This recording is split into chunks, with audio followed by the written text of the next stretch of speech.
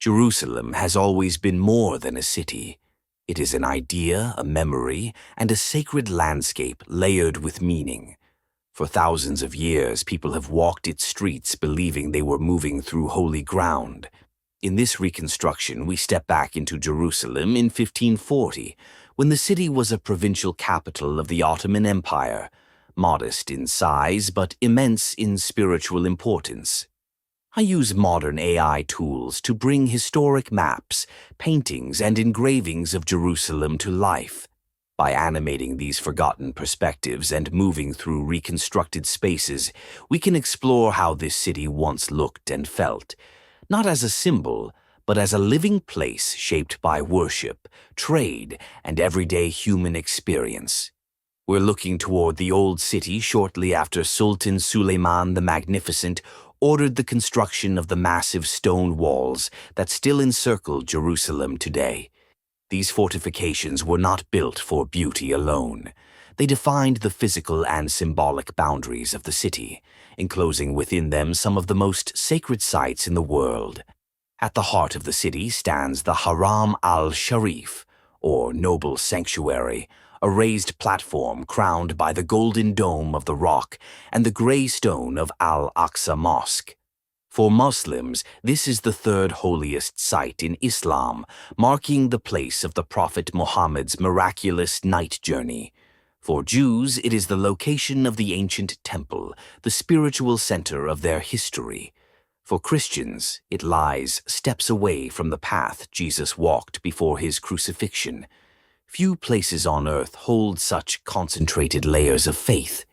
Yet Jerusalem was not only a city of pilgrims and prayers, it was also home to craftsmen, merchants, and families who lived ordinary lives within an extraordinary setting. A baker still needed to make bread.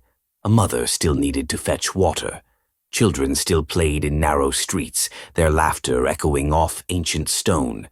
Muslim, Christian, and Jewish communities lived in close proximity, sometimes in tension, sometimes in cooperation, always aware of the city's delicate balance. Water was Jerusalem's greatest challenge. The city sits high above natural rivers, relying entirely on cisterns, aqueducts, and rainwater collection. Ancient engineering brought water from distant springs through underground channels, feeding public fountains and ritual baths. These systems weren't merely practical, they were essential to sustaining pilgrimage, population, and daily life in this arid landscape. This is the Damascus Gate, the grand northern entrance to the city. Traders arrived here from Syria and Anatolia, bringing textiles, spices, grain, and news from the wider world. Caravans paused outside the walls while guards regulated entry. The gate was both threshold and filter, controlling movement into a city that had always been vulnerable to invasion and conflict. Within the walls, life followed a rhythm shaped by prayer, commerce, and seasons. The call to prayer echoed from minarets 5 times daily. Church bells rang on Sundays and feast days. Hebrew prayers rose from synagogues on Shabbat. Markets filled with voices speaking Arabic, Greek, Armenian, Ladino, and Turkish, reflecting Jerusalem's position as a crossroads of cultures. A Jewish silversmith might sell ceremonial objects to a Christian merchant, who in turn traded with Muslim caravans bound for Cairo or Damascus. Political power during the Ottoman era was distant but present. Governors administered the city on behalf of Istanbul. Soldiers maintained order from their barracks. Taxes were collected from trade, property, and pilgrimage. Yet Jerusalem was never fully controlled by politics alone. Its meaning exceeded its administration. The city's true power lay in what it represented, not what it produced. Here stands the Church of the Holy Sepulchre, believed by Christians worldwide to mark the site of Jesus' crucifixion, burial, and resurrection. Pilgrims from Europe traveled for months, even years, to reach this place. They arrived exhausted, sick, and hopeful. The city's economy depended heavily on this movement of faith, providing lodging, food, religious artifacts, and services to visitors from across the known world. Different Christian denominations jealously guarded their rights to specific chapels and hours of worship within the church, a tension that continues to this day. Jerusalem was also a city shaped by memory. Every stone carried a story. Every street was associated with a prophet, a king, a conquest, or a miracle. The past was not distant here. It was present, visible, unavoidable. This constant closeness to history gave the city a gravity unlike any other. Yet this weight was also a burden. Religious divisions hardened over time. Political struggles intensified. Competing claims over sacred spaces led to conflict as often as coexistence. What made Jerusalem precious also made it contested. The keys to the Church of the Holy Sepulchre were held by a Muslim family to prevent fighting among Christian sects.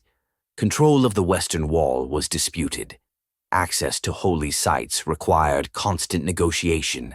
As night fell over Jerusalem, the city grew quiet. Oil lamps flickered along stone walls. Guards called out the hours from their posts. Pilgrims rested in caravanserais and hostels. Above the Mount of Olives, stars hung silently in the darkness, unchanged by centuries of human drama below. Standing here, looking back through these reconstructed moments, we can understand how Jerusalem became what it is today. This city was shaped not only by sultans and conquerors, but by ordinary people who lived, prayed, worked, and died within its walls. Their voices are silent now, but their world can still be glimpsed through the fragments they left behind. Through AI reconstruction, we don't simply observe the past, we step briefly into it. We sense the weight of ancient stone, hear the echo of forgotten prayers, and recognize the fragile balance that has always defined Jerusalem. These digital resurrections have limitations, of course. They are interpretations built from incomplete evidence. But they offer something valuable, a window into worlds that would otherwise remain locked in static images and faded text. If you'd like to see another lost world brought back to life, let me know in the comments. I'll continue this journey into the past. Thank you for watching,